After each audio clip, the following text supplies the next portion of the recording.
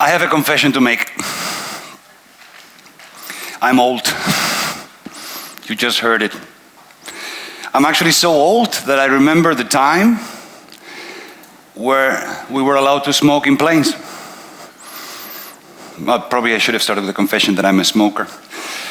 I also remember the times where companies used to regularly book business class tickets for inner-European flights. I used to fly for 45 minutes from Munich to Austria in business class. Those were the days. Those were the easier times. Things were much simpler back in the day. We had a handful of TV stations and radio channels. We had a couple of newspapers and magazines. And we didn't know what we didn't know. So we didn't miss much. Like the lady we saw in the video. Like, I have enough information. Why would I need the internet? Right? So things used to be quite simple. And also, in regards to how the economy used to work, we had a relatively good balance between the industry, service providers, and consumers in a triangle. It was all easy, right? But then one day, the internet came along. And it was amazing. It was fascinating. All the information, all the different possibilities that it opened. I used to explain the internet as a technology that allowed to fold geography. All of a sudden, geography played no role. It was amazing. It was incredibly fascinating. But it was also a little complicated. And it started to change a few things. You know, for the industry, the internet, for you guys, the internet meant access. As mentioned, geography plays no role. So all of a sudden, I had access to everybody in the entire fucking world with a connected computer. Access to everyone and everything. Incredible. You could have even direct access to consumers. For us consumers, it meant options. All the options. Incredible amount of options. I could start seeking for a small bed and breakfast in the outskirts of Buenos Aires and book it directly. Impossible before. And we also had the service providers, the middleman and woman. For them, it meant to adapt or die. Simply put, some of them readapted to this new digital reality and even thrived in it. Many didn't. And it somehow still was imbalanced with a slight different change. We had the industry, we had digital service providers and the consumer. But so far, so good. But also something very interesting happened back in those days. A new type of player was born. The pure digital companies. We saw them in the graph from Ralph earlier, right? Those names that today are so omnipresent and familiar, and back then were like, duh. These were the cool guys, the internet hipsters, the clever people, the really hip people, right? And actually, they were even the good guys. If you remember it, there is a very famous motto that Google coined that says, don't do evil. Anyone hands up who's heard that one before? There you go. Yeah, the good guys. And they were so incredibly helpful because by that time, the amount of websites and options had exploded. The access that we were giving was overwhelming. So what did we do? These new internet guys were so helpful that we, consumers, started delegating options to them. And you guys in the industry started delegating access to them. But it still was kind of balanced, right? And it still felt well. All of a sudden, you had all those possibilities with the help of the cool internet guys. And then something started to change. Funny enough, within 3 months from each other, in March of 2018, 20 years after being founded, Google deleted the "don't do evil" from its code of conduct. Not a lot of people know that. They didn't really advertise it. Actually, they didn't delete it. They slightly changed it to "do the right thing." They never specified for fucking whom it was the right thing they were doing, but do the right thing, right?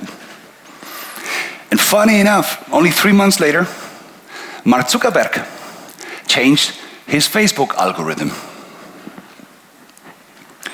And he gave the famous interview that many of you might have heard about that says, there is no such thing as a free lunch. And the millions and millions of dollars that many of you might have invested in creating your fan pages, and all of a sudden, you no longer had that access. So within 3 months from each other, it turns out that it took Google 20 years of not being evil, and Facebook 10 years of offering a free lunch for it to change. And the implications of that were quite dramatic, if you think about it. Because we consumers had started delegating options to these giants, who had become giants in the meantime. They were the cool small guys, but now they were technology giants. We had delegated options, so we started to have to pay for those options with our data, with our privacy, with our ability to actually find what we were looking for and not getting the impression that we were getting what we were looking for. And for the industry, what it meant is that since you had delegated access, all of a sudden, you had to pay for access. And the biggest irony in the world emerged, which is that the middleman and woman that usually just in the past used to be a facilitator eventually, became the gatekeeper. And those that are not producing content or websites, but just simply facilitating the access to those information. You create the YouTube video, you write that Facebook post, you created that article, you programmed that website that Google and Facebook and so on served you. They don't build anything. But it's the freaking most fucking profitable position in the world. And that triangle that was somewhat balanced, split. And now, we can only access what these platforms allow us to access. And we have to pay for that with our data. And you guys have to pay with it, with your wallets. Now, at the end of the day, so what, right? There's always been in the history of humanity and the economy situations in which power imbalance changes and shifts and so on, and eventually it will all work out. But this time it's different. And I absolutely freaking mean it. This time is very, very different. This time is crucial. I am absolutely convinced that the question we're asking ourselves might be the single most important question that humanity will have to ask itself. And this might sound dramatic if we're talking about travel and leisure, but bear with me for a second. Change is ever present, right? Things are constantly changing. Heraclito said, you're not going to ever bathe twice in the same river. Right? Change has been part of humanity, but sometimes, there is such a tectonic shift and a massive change that it kind of reshapes our understanding. And the WEF, this is not me, the WEF believes that we are at the gates of what they've called the fourth industrial revolution. And the tectonic shake that this is producing is fundamental, and it's very different to the previous revolutions. Because previous industrial revolutions were about mostly efficiency in the means of production. We are currently with hyper-connected computers, genetic enhancement, biological implants, virtual reality, Internet of Things, robotics, artificial intelligence. These are the technologies that we are talking about. And we are, which is incredibly exciting for someone as stupidly curious as I am, to a revolution. We are currently witnessing a revolution that will fundamentally reshape even our own understanding of what it is to be human. Because this is not just about external means of production. This is a technological revolution that is even affecting us, even our bodies. Now, in itself, this is creating a new global system. And in the new global system, the technology that was originally designed to make things more efficient, to make the economy and finance more efficient, society and the industry in general more efficient as a facilitator, is becoming the universal gatekeeper for all of it. So that middleman and woman, which has become the most profitable position in the entire value chain, is now in absolute control of everything because everything is flowing through technology. And so far, so good. That's not in itself bad. However, if you own the technology, if you own the access, then you freaking own this new global system.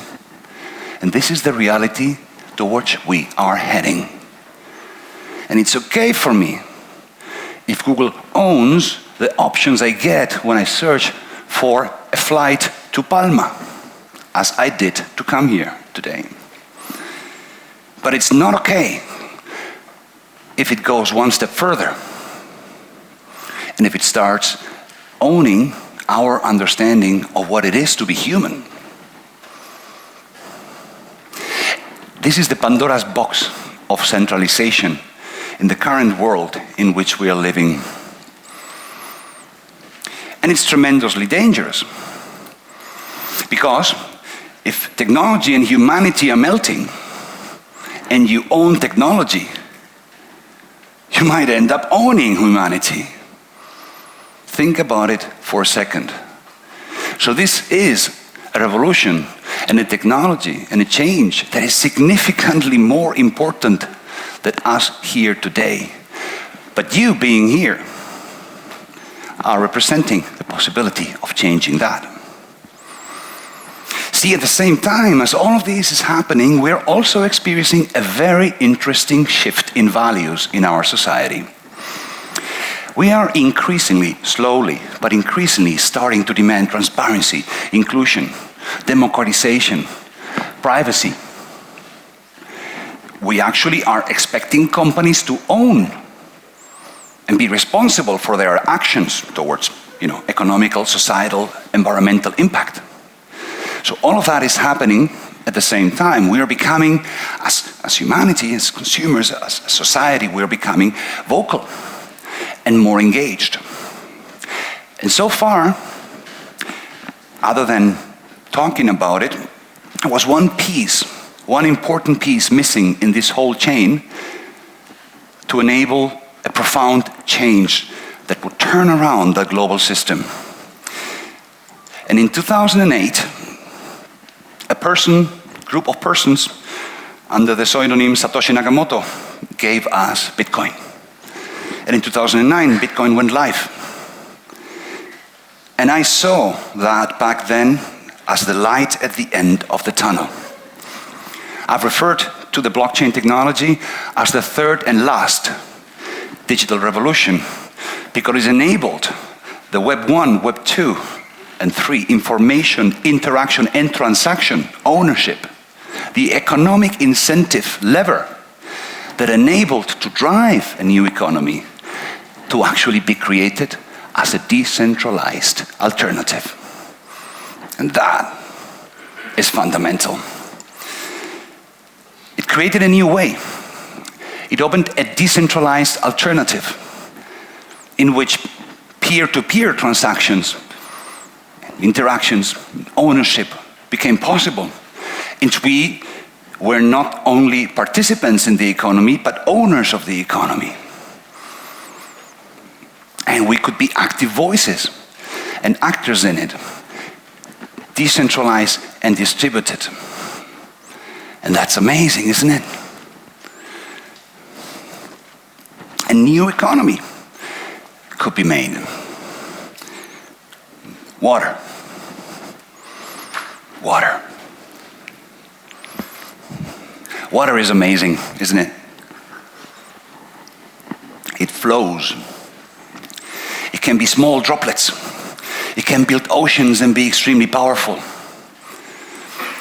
It permeates everything. It flows. It always finds the balance. It's always absolutely transparent.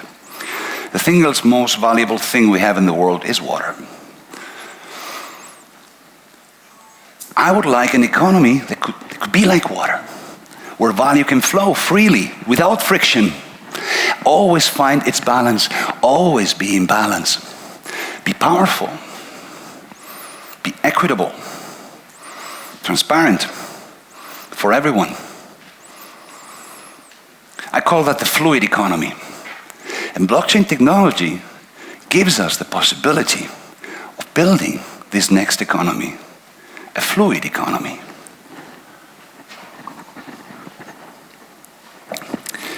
Water. So it should be all super peachy, right? We got the technology, we got everything. Let's emancipate ourselves, change the world, and make it better. Cool, right? Everyone happy, let's go home. But, humans, right? Motherfuckers. We are humans. We are fallible. We're greedy. We're limited. We're scammers sometimes. We're terrible. We've created a new fancy planet. I call it Planet Krypton. And in this new fancy planet, we've kind of created a separate version of the world. It doesn't really mingle very well. Any one of you who's tried to connect the crypto world with the fiat world, or the traditional standard money world, knows how complicated and difficult it is. So rather than utilizing this technology to change and improve things here on Earth, on existing value chains, on existing industries, and solving existing problems, we've created a parallel universe, which a bunch of people making a ton of money, which is okay for me, but it's not really what this technology was meant to be, is it? And we're also getting very, very much distracted. We're getting distracted by this.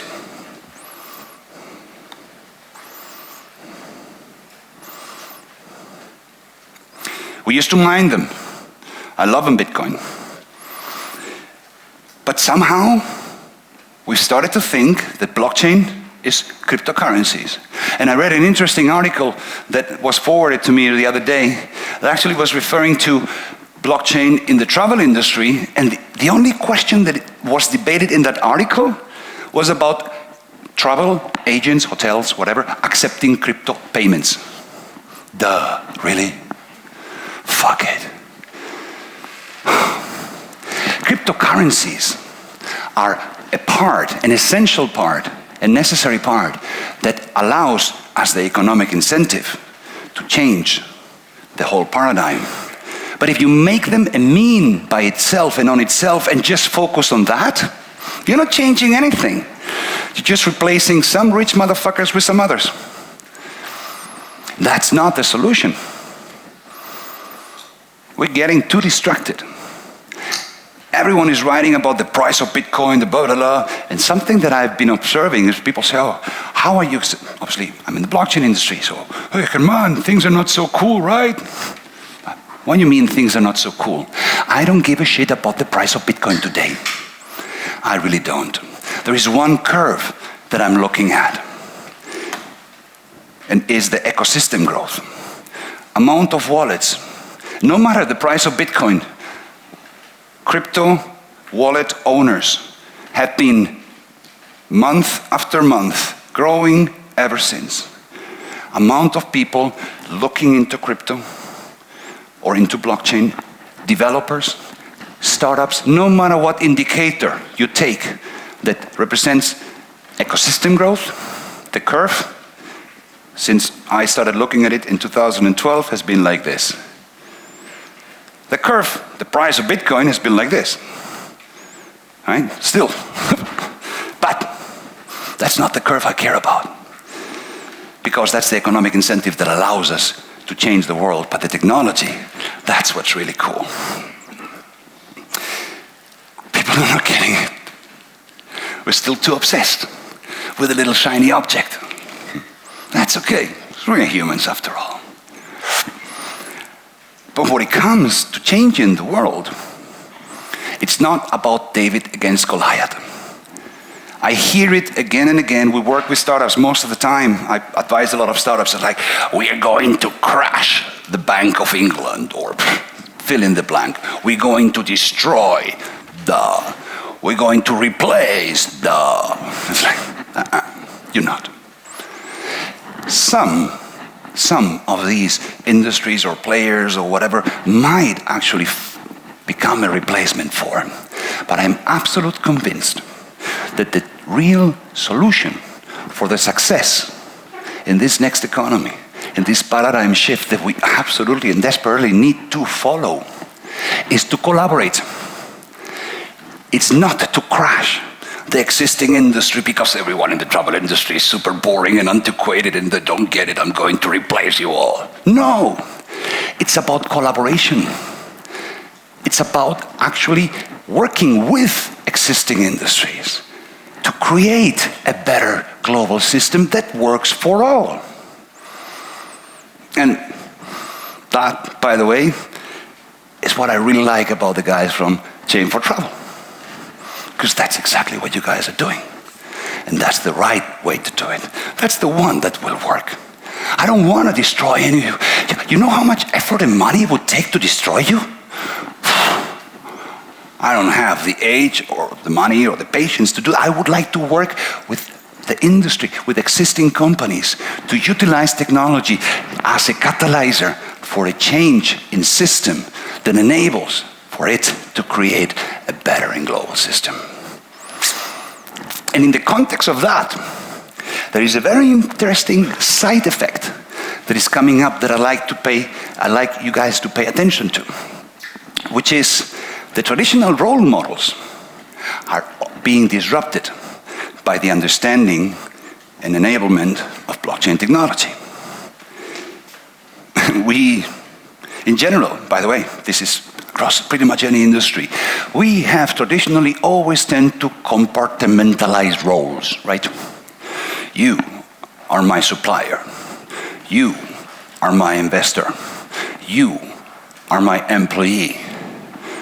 You are whatever, a partner or something like that.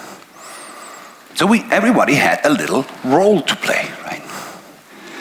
And that's something that is also fundamentally changing. For many of the projects that we work with, I am a supplier. At the same time, I am an employee. And at the same time, I am an investor. And at the same time, I am a partner. And believe it or not, I am an ambassador. I'm an influencer. I'm a contributor. Don't try to put me in a box. If we find a way to see everyone out there not in a box as a consumer or investor or supplier, but anybody can be anything, well, then we're starting to understand what this fundamental change means, because it's reshaping not only this technology, is reshaping our understanding of who we are as humanity, but what role we want to play, that's for us to decide. And this technology and its incentives allows to do so, always in balance and in transparency and with inclusion. So that's my my plea to you guys, to all of you, let's please build a decentralized alternative to the system that we have right now. Because the system that we have right now will break us all unless we belong to the small elite of global technocrats that kind of own that middle layer that becomes then the middleman for everything.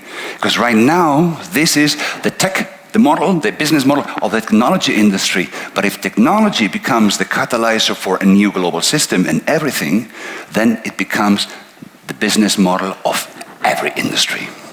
And that's what we're witnessing right now.